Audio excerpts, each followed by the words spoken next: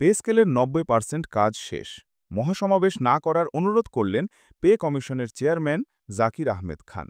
ভিডিওটি শুরু করার আগে বরাবরের মতো রিকোয়েস্ট, যে সকল সরকারি চাকরিজীবী ভিডিওটি দেখছেন দয়া করে ভিডিওতে লাইক দিয়ে এবং চ্যানেলটি সাবস্ক্রাইব করে ভিডিওটি আপনার সহকর্মীর কাছে শেয়ার করে দিন।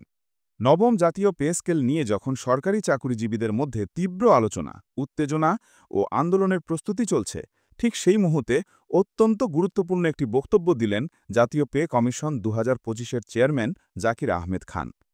আজ দুপুরে কমিশনের অগ্রগতি সম্পর্কে সাংবাদিকদের ব্রিফিং করতে গিয়ে তিনি জানান, নতুন পে স্কেলের ৯০% কাজ ইতোমধ্যে সম্পন্ন হয়েছে।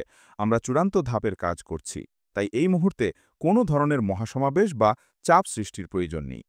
তার এই বক্তব্য মাঠ পর্যায়ের সরকারি কর্মচারীদের মধ্যে নতুন আলোচনার জন্ম দিয়েছে। পে স্কেলের অগ্রগতি কি সম্পন্ন হয়েছে? ব্রিফিংয়ে জাকির আহমেদ খান জানান, বিভিন্ন ক্যাডার, নন ক্যাডার ও কর্মচারী সংগঠনের সঙ্গে মতবিনিময় সম্পন্ন। বেতন ভাতা, গ্রেড কাঠামো, বৈষম্য নিরসন সব বিষয়ে বিশ্লেষণ ও তুলনামূলক গবেষণা শেষ। অর্থ মন্ত্রণালয়, জনপ্রশাসন মন্ত্রণালয় ও পরিকল্পনা কমিশনের মতামত সংগ্রহ শেষ পর্যায়ে। নতুন বেতন কাঠামোর খসড়া প্রস্তুতের কাজ ৯০% অগ্রগতিতে। তিনি বলেন, এখন আমরা শুধু চূড়ান্ত সংখ্যাগুলো মিলিয়ে দেখছি, যাতে নতুন পে স্কেল টেকসই হয় এবং দেশের সামগ্রিক অর্থনৈতিক কাঠামোর সঙ্গে সামঞ্জস্য বজায় রাখে। সবচেয়ে গুরুত্বপূর্ণ কাজগুলো শেষ। যে কোনো সময় আমরা সুপারিশ জমা দেওয়ার পর্যায়ে পৌঁছাব। ৫ ডিসেম্বর মহাসমাবেশ নিয়ে চেয়ারম্যানের উদ্বেগ। জাতীয় পে কমিশনের চেয়ারম্যান স্পষ্ট ভাষায় বলেন, এই মুহূর্তে মহাসমাবেশ ডেকে চাপ সৃষ্টি করা যৌক্তিক নয়, এতে প্রশাসন অকার্যকর হওয়ার ঝুঁকি রয়েছে।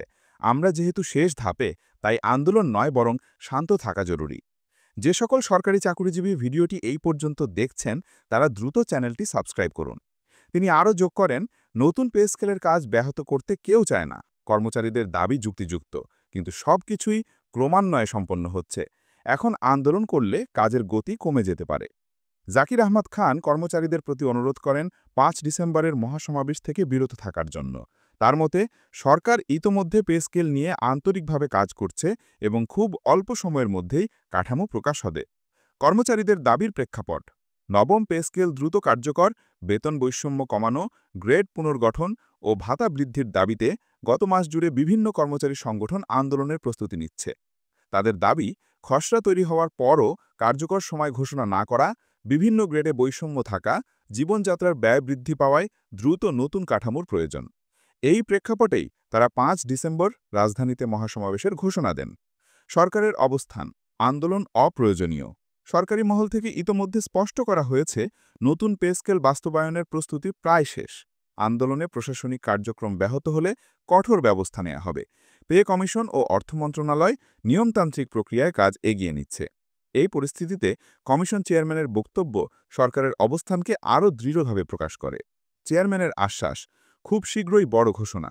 ব্রিফিংয়ের শেষ অংশে জাকির আহমেদ খান বলেন, আমরা চাই নতুন পে স্কেল এমন হোক যা অন্তত ১০ বছর স্থিতিশীল থাকবে এবং একই সঙ্গে সরকারি কর্মচারীদের প্রকৃত চাহিদা পূরণ করবে।